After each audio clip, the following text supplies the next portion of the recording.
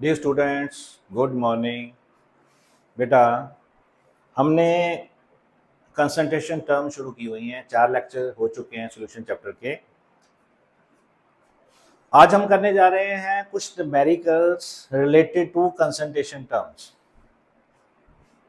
सो myself Sandeep Bachchi. So ये आज हमारा 5th लेक्चर है। सबसे पहले हम जो कंसंट्रेशन टर्म के से रिलेटेड न्यूमेरिकल कर रहे हैं वो है mass percentage.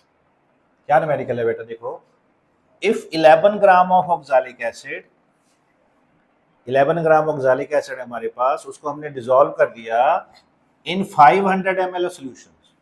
500 ml of solution में हमने उसको डिसॉल्व किया। What is the mass percentage of oxalic acid? ध्यान रखना है बेटा, मास परसेंटेज। इसका मतलब ये हुआ कि हमने W/W लेना है। पढ़ा था ना हमने, W/W। इसका मतलब हमें वॉल्यूम नहीं चाहिए, हमें मास चाहिए सॉल्यूशन का। उसके लिए क्वेश्चन में ही एक टर्म दे दी जिससे हम मास कैलकुलेट कर सकते हैं। तो हम सॉल्यूशन देखते हैं इसका। पहला है बेटा, mass of oxalic acid given है, क्या है? 11 ग्राम। ठीक। वॉल्यूम गिवन है हमें बेटा, वॉल्यूम ऑफ सॉल्यूशन गिवन है, कितना है? 500 ml। बट हमें क्या चाहिए? हमें मास चाहिए, वॉल्यूम नहीं चाहिए। अगर हमने मास परसेंटेज कैलकुलेट करना है, उसके लिए हमें क्या करना पड़ेगा? जो हमारे पास वॉल्यूम गिवन है बेटा, उसको आप मल्टीप्लाई कर दो जो डेंसिटी गिवन है। डेंसिटी इसीलिए दी हुई है कि आप उससे वॉल्यूम को कन्वर्ट कर पाओ मास में। सो वॉल्यूम कितना है? 500 ml। डेंसिटी कितनी है बेटा? 1.1 ग्राम पर ml। क्या आ जाएगी? 550 ग्राम। ये हमारे पास मास आ गया सॉल्यूशन का। ठीक, सिंपल है ना? जस्ट हमने वॉल्यूम को डेंसिटी से मल्टीप्लाई कर दिया। ठीक, ml ml कैंसिल हो जाएंगे और 550 ग्राम हमारे पास इसका मास आ जाएगा। अब हमने कैलकुलेट क्या करना है? Mass percentage of oxalic acid. आ गया? सिंपल है अब तो ना। क्या है? कितना मास गिवन है बेटा? 11। टोटल मास कितना है हमारे पास? 550। क्या कैलकुलेट करना है इसका? परसेंटेज। कर दो, सिंपल है। कैंसिल हो गए, ये बन गया 110। 55 कितना हो गया बेटा? 2%। सो this is the mass percentage. अगर हमने 11 ग्राम ऑक्सैलिक एसिड को 550 ग्राम पानी में डाला है तो उसकी परसेंटेज होगी। बेटा, हमारा दूसरा न्यूमेरिकल है मोलैरिटी से related. Molarity, that is capital है। क्या न्यूमेरिकल है कि 2.4 ग्राम ऑफ NaOH। NaOH का मोलर मास होता है 40 बेटा। सोडियम का 23 प्लस ऑक्सीजन का 16, हाइड्रोजन का 1, टोटल 40 बन गया। Are dissolved in water and the solution is made to 100 centimetre cube. इसको हम 100 ml भी, centimetre cube is equal to ml in a volumetric flask. हमने इतना सॉल्यूशन बना लिया। Calculate the molarity of the solution. हमने मोलैरिटी को calculate करना है। सॉल्यूशन क्या है इसका? मास जो गिवन है ऑफ NaOH कितना है बेटा? दैट इज 2.46 ग्राम। ठीक। सॉल्यूशन क्या बनाया हमने? That is 100 centimetre cube. इतना हमने सॉल्यूशन बनाना है। जो उसको हम ml लिख लें, 100 सेंटीमीटर क्यूब को हम 100 ml भी लिख सकते हैं। ठीक है। पहले तो हमने मोल्स पता करने हैं बेटा, मोल्स ऑफ NaOH। क्यों? हमें पता है बेटा मोलैरिटी क्या है, number of moles divided by volume. अगर ये ml में है तो हमने उसको 1000 से मल्टीप्लाई करना है, ये हमको पता है। इसका मतलब है हमें पहले नंबर ऑफ मोल्स निकालने हैं, उनको वॉल्यूम से डिवाइड करना है, फिर उसको 1000 से मल्टीप्लाई कर देना है। मोल्स ऑफ NaOH निकालने के लिए हमें क्या करना पड़ेगा बेटा? पता है formula, given mass over molar मास। गिवन मास क्या है बेटा? 2.46 ग्राम। मोलर मास क्या है? 40 ग्राम पर मोल। अब 40 लिख लो या 2.46 के लिए लिख लो, ठीक है। और इसको हम अगर कैलकुलेट करेंगे हमारे पास वैल्यू आ जाएगी 0.0615। ये हमारे पास आ गए मोल्स। मोलैरिटी को कैलकुलेट करना है, that will be the number of moles. कितने हैं बेटा? 0.0615 डिवाइडेड बाय वॉल्यूम कितना है? 100 ml, मल्टीप्लाई कर देना है 1000 से। सो that will be our molarity. Cancel कर दो, इसके एक जीरो उधर शिफ्ट कर जाओ बेटा।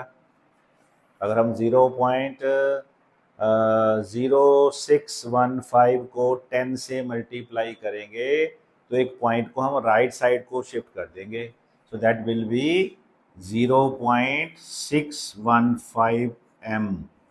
This will be the molarity of the solution, ठीक। So this is numericals related to molarity.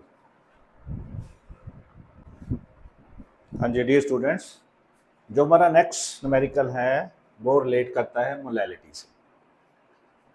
Molality हमें पता है क्या है, that is the number of moles divided by weight of solvent in grams multiply by 1000। अगर आपने इसको kilogram में लेना है तो आपको पता है 1000 की जरूरत नहीं। अब न्यूमेरिकल देखते हैं। Calculate the molality of A solution containing 20.7 gram of potassium carbonate, जिसको डिसॉल्व किया है 500 ml ऑफ सॉल्यूशन। देखो मोलैलिटी की बात कर रहे हैं बेटा, तो आपको पता है कि इसमें देखो मोलैरिटी में और मोलैलिटी में दोनों में हम नंबर ऑफ मोल्स ही लेते हैं, ठीक। एक तो हमें नंबर ऑफ मोल्स निकालने पड़ेंगे। किससे निकालने पड़ेंगे? पोटाशियम कार्बोनेट का एक गिवन मास है, इसका हमें मोलर मास चाहिए, वो हम कैलकुलेट करेंगे, ठीक। सेकेंडली ये ध्यान रखना है इसमें वॉल्यूम को जो सोल्यूशन है उसका वॉल्यूम दिया हुआ है, हमें क्या चाहिए? मास, वेट चाहिए। इसके लिए हमें उसको कन्वर्ट करना पड़ेगा वेट में। उसके लिए हमने मास परसेंटेज में भी किया था, कैसे कन्वर्ट करते हैं। सो हम सोल्यूशन देखते हैं। पहले तो आप देखो मास ऑफ K2CO3 जो गिवन है दैट इज 20.7 ग्राम्स, ठीक। और जो मोलर मास है बेटा, मोलर मास ऑफ K2CO3 कितना है? कैलकुलेट कर लो। 2 पोटाशियम, एक का 39 प्लस एक कार्बन उसका 12 प्लस 3 ऑक्सीजन उसका 16, क्या हो गया? 78 प्लस 12 प्लस 48, ये कितना हो गया बेटा? 138 ग्राम पर मोल। एक मोल का इतना मास हो गया। अब हमने निकालने हैं नंबर ऑफ मोल्स। किसके? एक ही बात कर रहे हैं बेटा, पोटाशियम कार्बोनेट। कितने हो गए? 20.7 तो इसका मास हो गया, और जिसका मोलर मास है दैट इज 138 ग्राम पर मोल। कैलकुलेट कर लो बेटा। ये हमारे पास नंबर ऑफ मोल आ जाएंगे, इनकी वैल्यू आ गई 0.15 मोल। ठीक, हमारे पास ये कैलकुलेशन होगी नंबर ऑफ मोल्स की। अब हमें चाहिए weight of solvent in grams. ठीक, वेट ऑफ सॉल्वेंट ग्राम में निकालने के लिए हमें क्या करना पड़ेगा बेटा? वॉल्यूम गिवन है, वॉल्यूम ऑफ सॉल्यूशन गिवन है, इसका भी ध्यान रखना है हमें। सॉल्वेंट का निकालना है, कितना है? 500 ml। ठीक, अगर हमने इससे मास ऑफ सॉल्यूशन निकालना होगा तो क्या करना पड़ेगा बेटा? Volume multiply by density. Volume given है 500 ml, डेंसिटी गिवन है 1 ग्राम पर ml। क्या आ गया? 500 ग्राम। ये हमारे पास मास आ गया, किसका? किसका मास आया हमारे पास? जी मास आया सॉल्यूशन का। ठीक, अब इसमें हमने निकालना है बेटा मास ऑफ सॉल्वेंट। वो क्या होगा बेटा? सिंपल है, मास ऑफ सॉल्यूशन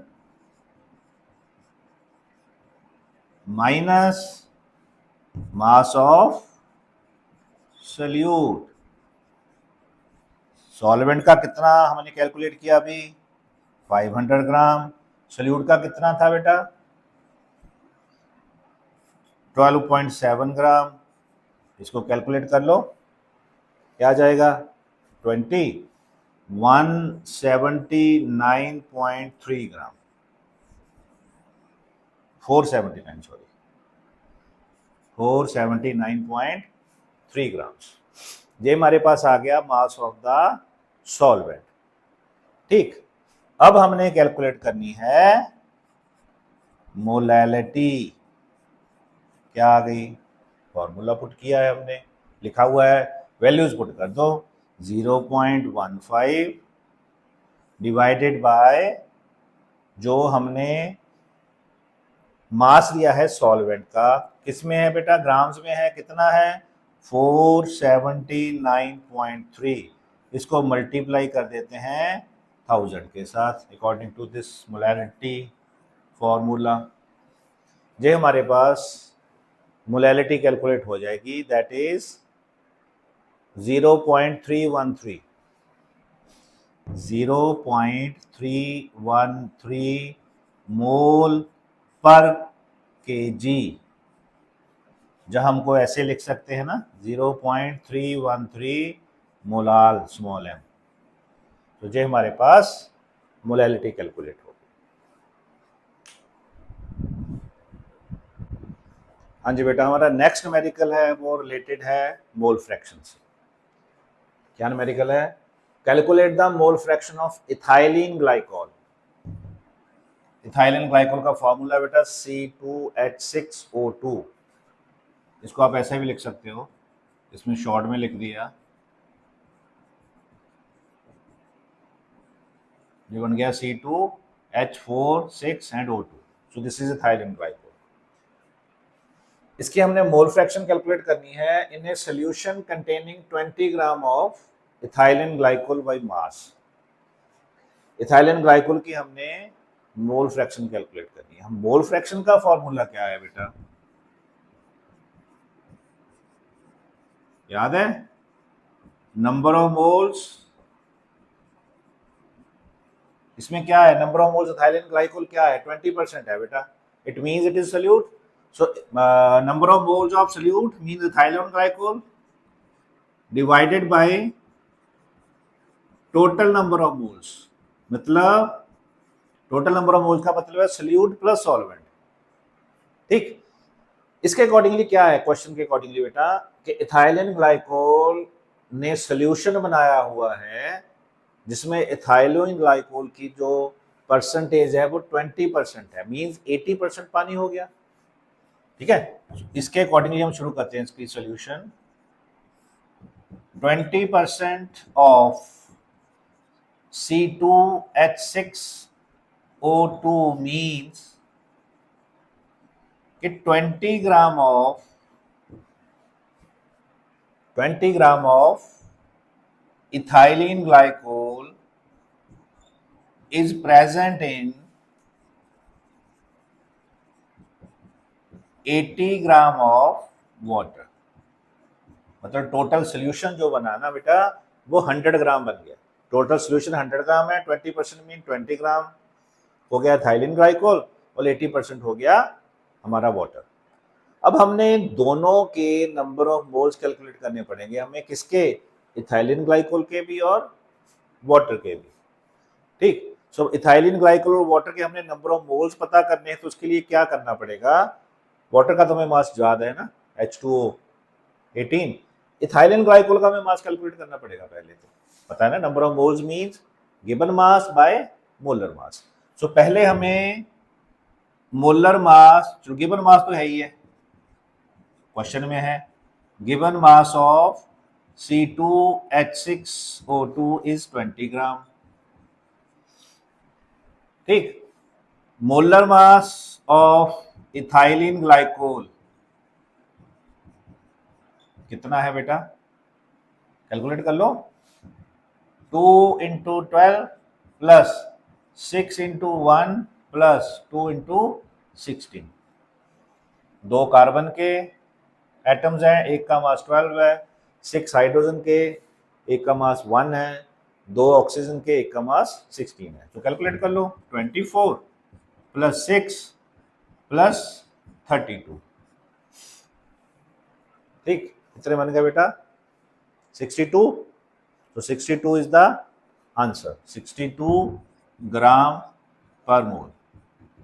अब हम इससे नंबर ऑफ मोल्स निकाल सकते हैं इसके C2H6O2 के, that is given mass over molar मास। ये नंबर ऑफ मोल्स आ गए इनके। 20 को आप 62 से डिवाइड करोगे तो आपका आंसर आ गया 0.0322 मोल्स। ये हमारे पास नंबर ऑफ मोल्स आ गया इथाइलिन ग्लाइकोल के। ठीक, सेम हमने मोल्स ऑफ वाटर कैलकुलेट करने हैं। कैसे कैलकुलेट करेंगे? गिवन मास 80 बाय मोलर मास 18। वाटर का मोलर मास 18 होता है, इसको आप कैलकुलेट कर लो बेटा, हमारे पास आ जाएगा 4.444 मोल। जे हमारे पास आ गए सॉल्यूशन में सॉल्वेंट के मोल्स। अब हमने मोल फ्रैक्शन कैलकुलेट करनी है। अगर हमने मोल फ्रैक्शन कैलकुलेट करनी है C2H6O2 इथाइलिन ग्लाइकोल की, that will be equal to number of moles of ethylene glycol divided by number of moles of ethylene glycol plus number of moles of water। इसको solve कर लो बेटा। ठीक, क्या है? Ethylene glycol के number of moles कितने हैं? 322 divided by 0.322 plus 4.444। इसको कैलकुलेट कर लो बेटा, हमारे पास मोल फ्रैक्शन आ जाएगी इथाइलिन ग्लाइकोल की, दैट इज 0.068। इसको आप कैलकुलेट करके देखो, 0.068। इसकी यूनिट नहीं होती, आपको पता है, क्योंकि ये सेम क्वांटिटी की रेशो होती है, इसको यूनिट नहीं लिखना हमने कुछ भी। सो 0.068। ऐसे ही अगर हमने मोल फ्रैक्शन ऑफ वाटर की कैलकुलेट करनी है, that will be again number of moles of water divided by same number of moles of ethylene glycol plus number of moles of water। क्या आ जाएगा? 4.444 divided by 0.322 plus 4.444। इसको आप calculate कर लो बेटा।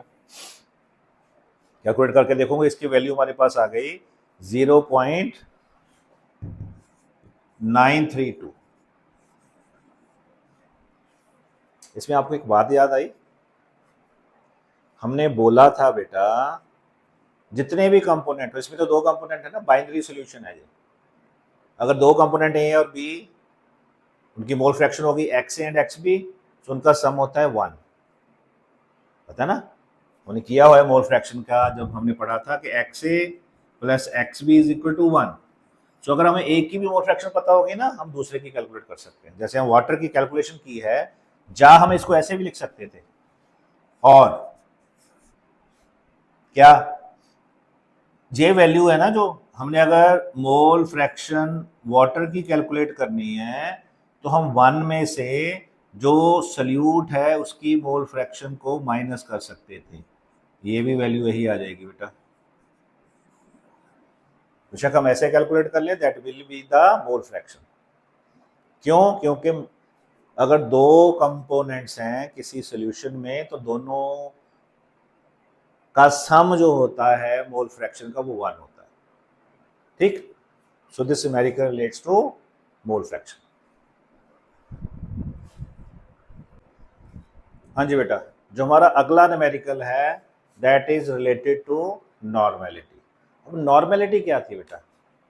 हमने मोलैरिटी तो पढ़ ली, क्या फर्क था उसमें हमने याद पढ़ा था बेटा। मोलैरिटी होती है number of moles divided by volume of solution. अगर लीटर में है तो ओके, अगर एमएल में तो 1000 से मल्टीप्लाई करना है ना। नॉर्मेलिटी क्या है बेटा? This is number of gram equivalent, बाकी सेम है।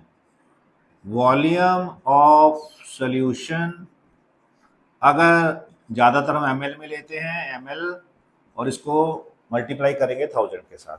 जो यहाँ पे भी एमएल में लिया है बेटा, 1250। ठीक है, इट मीन्स के जैसे मोलैरिटी में हमने पहले नंबर ऑफ मोल्स निकाले थे, अब यहाँ पे हमें नंबर ऑफ ग्राम इक्विवेलेंट निकालने पड़ेंगे। चलो अब इसका सॉल्यूशन देखते हैं बेटा। अच्छा, अगर हमने नंबर ऑफ ग्राम इक्विवेलेंट निकालने हैं, नंबर ऑफ मोल्स तो आपको पता है, given mass over molar mass. अगर हमने नंबर ऑफ ग्राम इक्विवेलेंट निकालने हैं, तो that will be equal to, वो क्या होगा बेटा? Given mass over equivalent mass. इस बात का ध्यान रखना है, नंबर ऑफ मोल्स नहीं निकालने, हमने नंबर ऑफ ग्राम इक्विवेलेंट निकालने हैं। अब हमने नंबर ऑफ ग्राम इक्विवेलेंट निकालने हैं, तो हमें पहले इक्विवेलेंट मास कैलकुलेट करना पड़ेगा। ये तो मास गिवन है 13.31.5। इक्विवेलेंट मास किसका निकालना पड़ेगा? जो हमें हाइड्रेटेड ऑक्सैलिक एसिड दिया हुआ है। इसको भी आप एक शॉर्ट फॉर्म में, मतलब समझने वाली फॉर्म में लिख सकते हैं। मैं समझने वाली फॉर्म कहूंगा, ये ऑक्सैलिक एसिड है बेटा। हाइड्रेटेड मीन इसके साथ 2 मॉलिक्यूल्स ऑफ वाटर है। ठीक, तो ये तो हो गया गिवन मास। कितना? Given mass of oxalic acid, hydrated oxalic acid.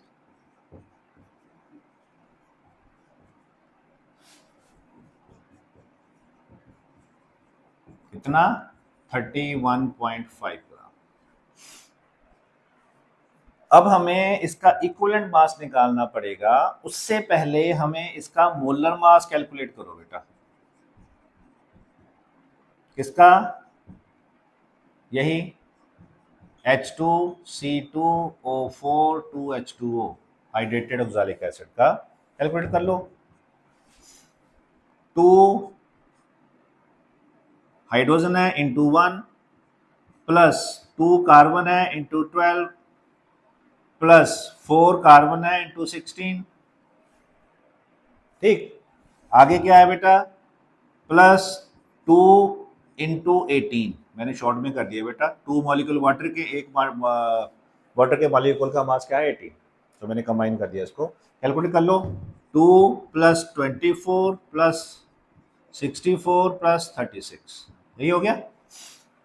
2 6 10 16, 1 4 10 12, 126 ग्राम पर मोल। ये हमारे पास इसका मोलर मास आ गया 126। अब इक्विवेलेंट मास कैसे कैलकुलेट करते हैं बेटा, पढ़ा था हमने जब नॉर्मेलिटी की थी, इक्वल टू मोलर मास, अगर ये एसिड है, ऑक्सैलिक एसिड है, तो इसकी बेसिसिटी, कितने H पॉजिटिव आयन ये रिलीज करेगा इसमें, अगर आप इसकी डिसोसिएशन करो ना तो 2H पॉजिटिव आयन रिलीज होंगे बेटा। तो क्या आ गया 126/2, कितना बन गया 63। तो इसका इक्विवेलेंट मास हो गया 63 ग्राम। क्लियर, इतना क्लियर है। पहले हमने उसका मास कैलकुलेट, मास गिवन है 31.5, हमने इसका इक्विवेलेंट मास कैलकुलेट कर लिया। चाहिए क्या हमें, number of gram equivalent. Number of gram equivalent निकालने के लिए क्या करना पड़ेगा बेटा, अब number of gram equivalent, that is given mass over equivalent mass, that is given mass 31.5, equivalent mass 63, calculate कर लो, that will be 0.5। इसका आंसर आ गया 0.5। ये हमारे नंबर ऑफ ग्राम इक्विवेलेंट हो गया बेटा। अब आ जाओ फॉर्मूले पे, normality is equal to number of gram equivalent, that is 0.5 multiply by volume, that is given 1250 ml, multiply by 1000। इसको आप कैलकुलेट कर लो, हमारे पास इसका आंसर आ गया बेटा 0.4 n, इट मीन नॉर्मेलिटी। ठीक, so this numerical relates to normality. So thank you बेटा। जो मेन हमारी टर्म्स थी उसके हमने एक एक न्यूमेरिकल किया है। अब इससे आगे जो कॉन्सेप्ट होगा सॉल्यूशन का, that will B solubility. So solubility के बारे में हम डिटेल में पढ़ेंगे, वो हम नेक्स्ट लेक्चर में करेंगे। Thank you.